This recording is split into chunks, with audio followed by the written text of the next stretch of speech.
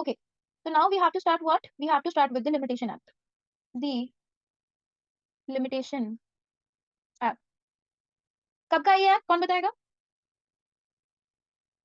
बताओ शिवी, एक्ट कब का है? 19 बोलो भाई। 1963 देखिए 1963 का एक्ट है। कब आया था ये? 1 जनवरी 1964 1963 या 1964? एग्जीक्यूट लागू कब हुआ? 1964 एनफोर्समेंट डेट, ये है इसकी एनफोर्समेंट डेट। ये आपको 1 याद जनवरी रखना। 4 क्या बोल रहे हो? 1 जनवरी 1964। ठीक है, यही आपको याद रखनी है। ठीक है, एनफोर्समेंट डेट क्या है इसकी? 1 जनवरी 1964। कितने सेक्शंस हैं इसमें टोटल? 32 वेरी गुड, 32 सेक्शंस हैं, जिसमें से 2 सेक्शंस आर रिपील्ड। रिपीट। ठीक है, रिपील्ड है। अब रिपील्ड और डिलीटेड में फर्क है। There is a difference between repealed and deleted. अगर ये डिलीटेड होता तो हम कहते कि इसमें सिर्फ सेक्शन 30 है, बट क्योंकि ये डिलीटेड नहीं है इसलिए हम क्या बोलेंगे कि ये क्या है? रिपील्ड है। ओके, क्या है ये? रिपील्ड है। Alright, okay. हाँ जी, उसके बाद कितने शेड्यूल है इसके अंदर? 1 शेड्यूल है। उस एक शेड्यूल में क्या है? कितने आर्टिकल आर्टिकल्स हैं? 137। वेरी गुड, 137 आर्टिकल्स हैं। ठीक है, इन आर्टिकल्स को कहीं भी आपको डायरेक्ट में आर्टिकल वर्ड नहीं दिखेगा। क्या कहते हैं हम आर्टिकल्स को? Entries number. Very good, entries number बोलते हैं। ठीक है, हम इन्हें क्या बोलते हैं? Entries number. But entries number ना कहकर सबने इसको क्या बुलाना स्टार्ट किया? आर्टिकल्स। तो बेसिकली हम आर्टिकल भी बोलेंगे तो भी चलेगा। क्लियर है? अब इन आर्टिकल्स के अंदर क्या है? क्या मेंशन है आर्टिकल्स के अंदर? कोई बताएगा मुझे? टाइम पीरियड है। डिस्क्रिप्शन ऑफ सूट्स हैं, हाँ जी, मतलब विच सूट इन विच डिस्क्रिप्शन है किस पीरियड, चीज का? सूट्स का, अपील्स का और एप्लीकेशन का। Suits, appeals and applications,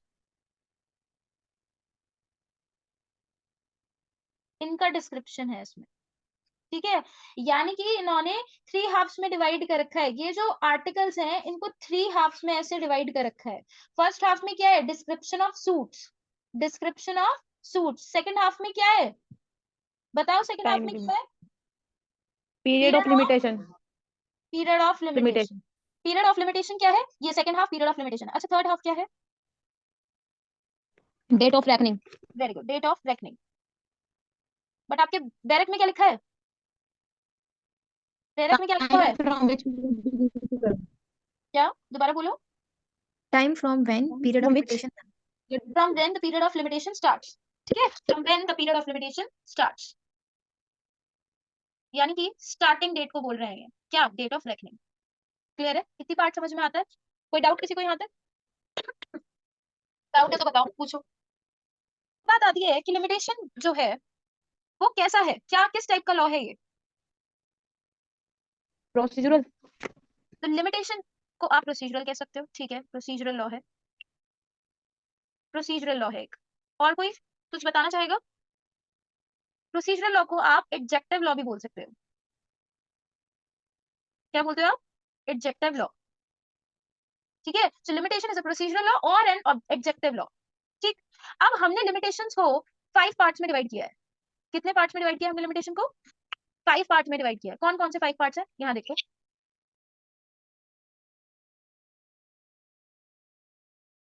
part, ठीक है। फर्स्ट पार्ट क्या है आपका? प्रिलिमिनरी है। क्लियर है?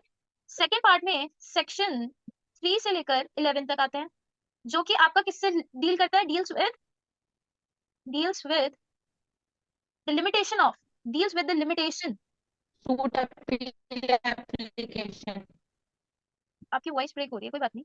Limitation of suits, appeals and application. ठीक है, अब देखो उसके बाद सेक्शन 12 से लेकर 24 तक अगर हम बात करें तो ये किससे डील करता है? Deals with computation of period of limitation.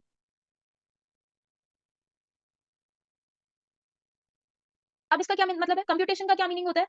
कौन बताएगा? किसी को पता है? सॉरी, कैलकुलेट करना। वेरी गुड, कैलकुलेट करना। ठीक है, तो बेसिकली पीरियड ऑफ लिमिटेशन कितना है, कैलकुलेशन कितने से कितने तक का पीरियड ऑफ लिमिटेशन होना चाहिए, वो आप करोगे सेक्शन 12 से लेकर 24 तक। ठीक है, then comes section 25 to 27 and it deals with what? It deals with acquisition of ownership.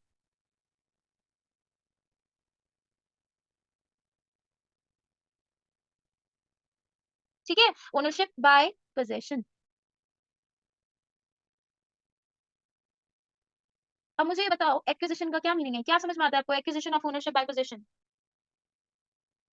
Means advantage of ownership, ये एंजॉयमेंट कह लो ओनरशिप का। कैसे होगा ओनरशिप का? अब आप जैसे मैं किसी चीज की एक प्रॉपर्टी है जिसकी ओनर मैं हूं, बट वो मैंने रेंट पे दे रखी है, so can we say that I am enjoying that possession? No, because that ownership is not in my possession. जब तक मेरा उसके ऊपर कब्जा नहीं होगा, ठीक है, तब तक मैं ये नहीं कह सकती that I am enjoying that possession. ठीक, तो एक्विजिशन ऑफ ओनरशिप बोल रहे हैं यहाँ पर किसके थ्रू? पोजेशन के थ्रू। वो हम पढ़ेंगे सेक्शन 25 से 27 तक। देन ऑब्वियसली सेक्शन 28 से लेकर कहां तक, कौन से सेक्शन तक पढ़ोगे आप? 28 से लेकर टिल, सॉरी 29 से लेकर, नॉट 28, 28 इज रिपीट। 28 से ही थी, बट हम उसको काउंट तो करेंगे ना। हाँ आप काउंट करोगे but it is repeat, so basically इसको कट कर देती हूँ, मुझे रीजन नहीं मिल रहा इसमें। 29 से लेकर I found it, I found it, मिल गया। ओके, तो बेसिकली 29 से लेकर कहां तक? 31 तक आप पढ़ोगे। And it deals with what? It deals with Miscellaneous. Miscellaneous.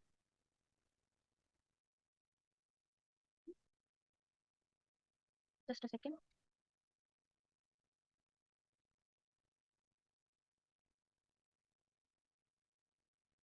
oops miscellaneous, miscellaneous what? Provisions। क्या होते हैं miscellaneous provisions? कोई बताएगा miscellaneous provisions कौन से होते हैं? Mixed. miscellaneous का मीन क्या होता है? Mixed. mixed। आपने कभी सुना है miscellaneous सूट्स होते हैं? अगर आप प्रैक्टिस करने जाओगे तो आपको पता चलेगा कि miscellaneous सूट भी होते हैं, ऐसे लिखा होता है miscellaneous सूट। क्या मीनिंग होता है इसका? What do you mean by miscellaneous suit और miscellaneous provisions? मतलब मिक्स्ड, जिसमें आप क्रिमिनल भी पढ़ रहे हो, जिसमें आप कॉन्ट्रैक्ट से रिलेटेड भी पढ़ रहे हो। ठीक है, मतलब you are studying it as a contract, contract में ऑब्वियसली वो सिविल भी होते हैं, ठीक है, लेकिन कहीं ना कहीं वो क्रिमिनल भी हो सकते हैं, तो it is mix, it is in the nature of mixed formation. ठीक है, तो मिक्स्ड प्रोविजंस बोलेंगे हम उन्हें। क्लियर इतना पार्ट? किसी को कोई डाउट? बना लो इसे जल्दी फटाफट से। जल्दी बनाओ, देन उसके बाद मैं आपको ऐसे डिवीजन कभी करा दूंगी आर्टिकल्स का। आर्टिकल्स को डिवाइड कर लेते हैं हम। कितने टोटल? 137 आर्टिकल्स हैं। ठीक है, इनको डिवाइड कैसे किया गया है? आर्टिकल 1 to 113, ठीक, relates to what? Relates to suits। Clear? Then article 114 to 117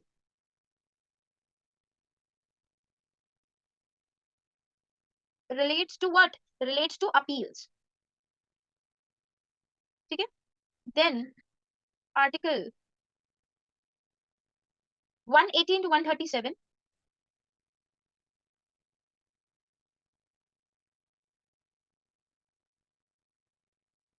relates to, क्या होगा बताओ? Relates to what?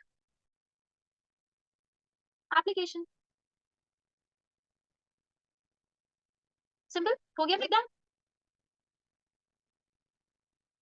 इसको भी नोट कर लो। अब उनके लिए जिनको लिमिटेशन के बारे में कुछ नहीं पता है, बेसिकली लिमिटेशन है क्या, ध्यान से समझना, एक एग्जांपल के थ्रू बताऊंगी मैं। Now the question arises, what is actually limitation? ठीक है, ये लिमिटेशन एक्चुअल में क्या है? तो बेसिकली इसे एक एग्जांपल के थ्रू समझते हैं हम। जैसे सपोज करो कोई ए है, ठीक है, इसका कॉन्ट्रैक्ट हुआ किसके साथ? बी के साथ। क्या हुआ? कॉन्ट्रैक्ट। ओके, एंड बी ने क्या किया? बी ने इस कॉन्ट्रैक्ट को तोड़ दिया। यहां पर ए कॉन्ट्रैक्ट विद बी, ठीक, and what B did? B commits a breach of contract.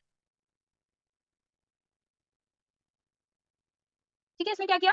इसमें क्या किया? A breach of contract. ठीक, तो क्या यहां पर I am asking from you, does A have a right to file a suit against B? बताओ. Does A have a right to file a suit against B? Yes or no? Yes. Under which section? कौन से section में A जो है suit file कर सकता है B के अगेंस्ट? सबसे पहले तो ये पहचानो इस सूट की नेचर क्या होगी. सबसे पहले आप क्या देखोगे? नेचर ऑफ द सूट क्या होगी? बताओ क्या नेचर Civil होगी nature. इसकी? हाँ जी, Civil nature. Exactly civil nature होगी. ठीक है, क्या नेचर होगी? सिविल नेचर होगी. चलो ये पता चल गया. अब सिविल में अगर आप देखो तो कौन से सेक्शन में ए जो है बी के अगेंस्ट सूट फाइल कर सकता है?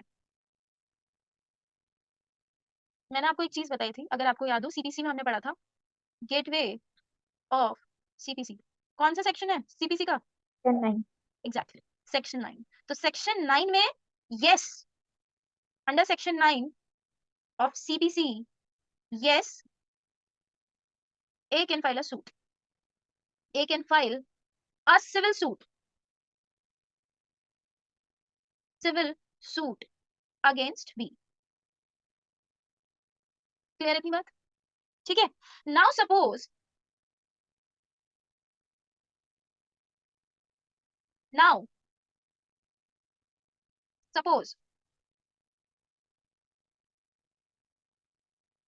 on 13th of December 2000, I would say 19. On 13 December 2019, cause of action arises. Cause of action arise हुआ किसके पास? A के पास. Cause of action arise कब होगा? When there is a right. Cause of action arises when? कब? When there is a right. When there is a right and there is a remedy. ठीक है, तो remedy क्या है कि आप सूट फाइल कर सकते हो. That means what? रेमेडी कब मिलेगी? जब आपके पास राइट होगा. राइट है यहाँ पर ए के पास कि वो कॉन्ट्रैक्ट करे बी से. ठीक है, बट बी ने जैसे ब्रीच किया तो अब जब देयर इज अ राइट कब अराइज होगा cause of action? Obviously remedy तो है, बट उस रेमेडी को आप यूज कब करोगे? When there is a right and there is a violation. And there is a violation of that right. ठीक है, तो यहाँ ए के पास क्या अराइज हुआ? कॉज ऑफ एक्शन अराइज हुआ. Is but A is what? A is callous. A लापरवाह है. A is callous. ठीक है, he is sleeping on his right.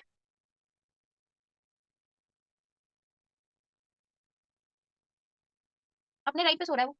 ठीक है, he is sleeping on his right. तो ये भाषा से जो है 2019 में इनके पास कॉज ऑफ एक्शन अराइज हुआ, लेकिन सूट फाइल करने कब जाते हैं? सपोज करो इन 2030 में जा रहे हैं ये सूट फाइल करने. ठीक, ए के अगेंस्ट ये सूट फाइल कर देते हैं. तो सॉरी, बी के अगेंस्ट ये सूट फाइल कर देते हैं. आप मुझे एक प्रूडेंस पर्सन की तरह बताओ. Think as a prudence person, as a prudent mind. ठीक है, विल दिस बी अलाउड? क्या ये अलाउ होना चाहिए? बताओ. Is it not illogical? The not बताओ मुझे allowed. आप. Is it not illogical? क्या कुछ गड़बड़ सा नहीं लग रहा आपको? 2019 में उसके पास अराइज हुआ था and he is filing a suit in 2030 after so many years. Will it be allowed? क्या ऐसा होगा? और शुड इट बी अलाउड? होना चाहिए. Think as a prudent person. बताओ. रिया, भव्या, शिवी, बाकी भव्य वगैरह ये सब बताओ भाई. होना चाहिए? नहीं दी. नहीं होना चाहिए. ठीक है, अगेन व्हाई नहीं होना चाहिए? क्यों नहीं होना चाहिए? Obviously there are some public policies. There are some public policies. ठीक है, अब इन पब्लिक पॉलिसी के अगेंस्ट जाकर अगर कुछ काम होगा. जस्ट एक सेकंड. हाँ जी, तो क्या बोला मैंने? Is it not illogical? बिल्कुल है लॉजिकल. तो there are some public policies. कुछ पब्लिक पॉलिसीज हैं, आप उनके अगेंस्ट नहीं जा सकते. ठीक है, और वो पब्लिक पॉलिसीज क्या है? उन पब्लिक पॉलिसी की वजह से ही लिमिटेशन सामने आया. It is a British law, obviously British law है.